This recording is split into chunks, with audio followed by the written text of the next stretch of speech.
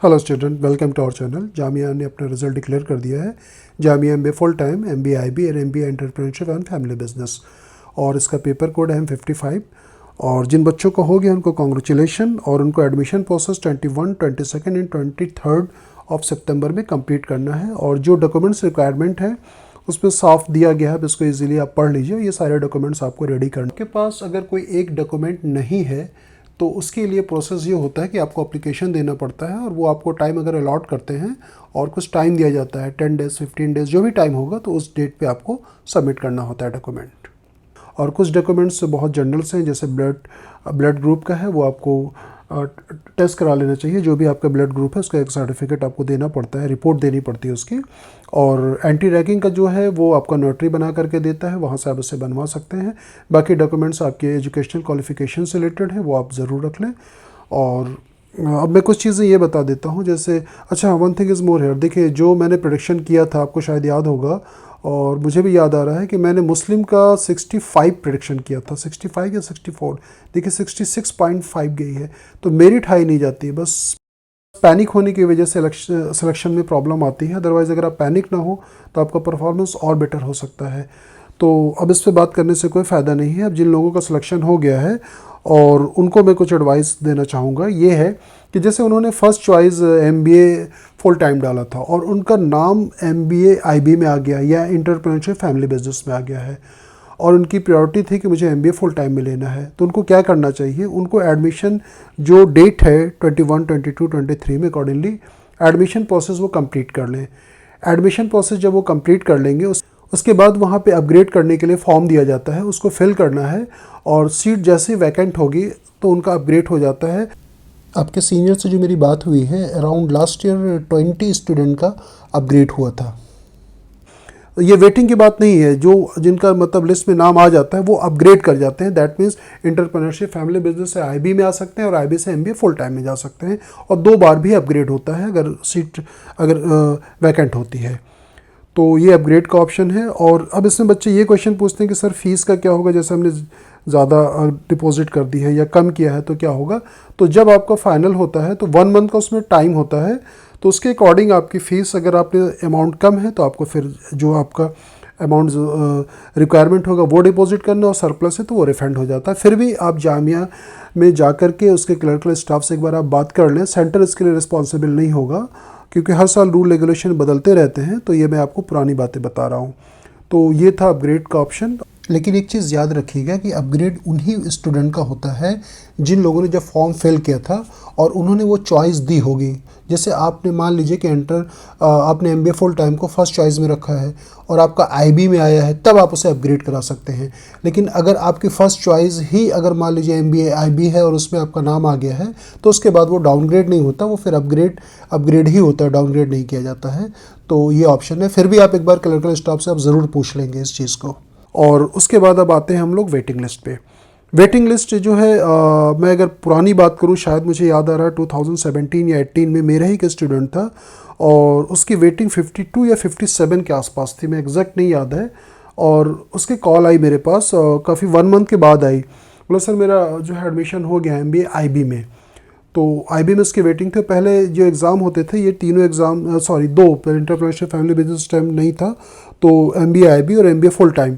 तो उसका MBA IB का रिटन एग्ज़ाम क्लियर हुआ था और 52 ही मान लेते हैं, 52 वेटिंग उसकी क्लियर हो गई थी। लेकिन लास्ट ईयर जो अभी मैंने बात किया है वो 18 to 20 waiting MBA full time की क्लियर हुई थी, और जर्नल की 30 हो गई थी एमबीए फुल टाइम में। एमबीए आईबी में 25 तक वेटिंग इजीली क्लियर हो जाती है, और मतलब हुई थी और भी हुई थी, लेकिन ये 25 हम मान करके चलते हैं, और जनरल में अराउंड 30 वेटिंग। इसी तरह से एंटरप्रेन्योरशिप एंड फैमिली बिजनेस में ज़्यादा क्लियर होती है, 40 तक वेटिंग इजीली क्लियर हो जाती है। तो आपको वेट कर लेना चाहिए जिन लोगों का वेटिंग में है।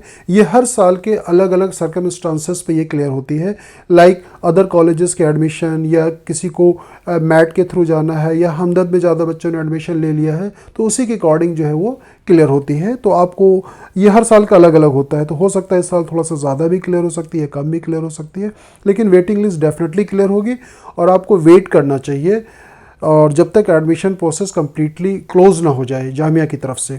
और एक जो प्रोसेस और होता है, पहले भी मैंने आपको लोगों को बताया था स्पॉट एडमिशन का। स्पॉट एडमिशन का क्या है कि आपको जो आपकी जो लॉगिन आईडी थी ऑफिशियली, जिससे आपने मतलब अकाउंट क्रिएट किया था जामिया के वेबसाइट पे, उससे आपको लॉगिन करना है अपने पोर्टल पे।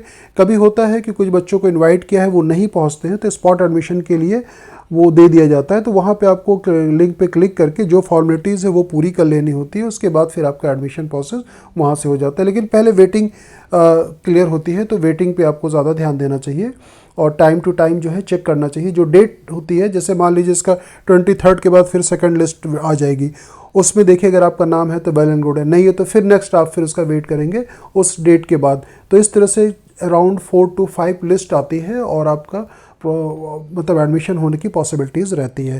तो आप लोगों को वेट करना चाहिए, वरीड नहीं होना चाहिए।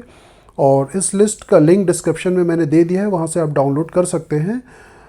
और भी कोई रिलेटेड आपकी क्वायरीज़ हो तो आप मुझसे ज़रूर पूछ सकते हैं।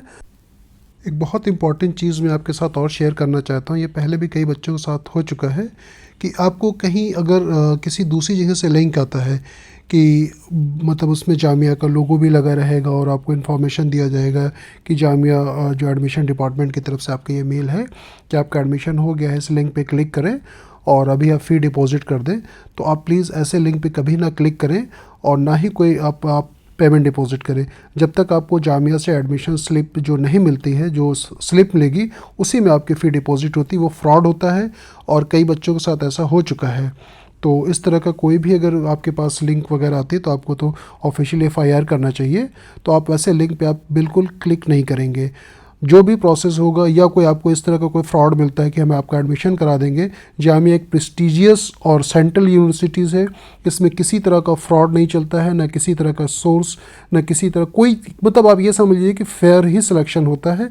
आपको कोई इस तरह का कोई भी बंदा मिलता है कि और आपसे बोलता है कि हम इतना पैसा लेंगे आपका एडमिशन करा देंगे, तो आप उनके चक्कर में मत पड़िएगा।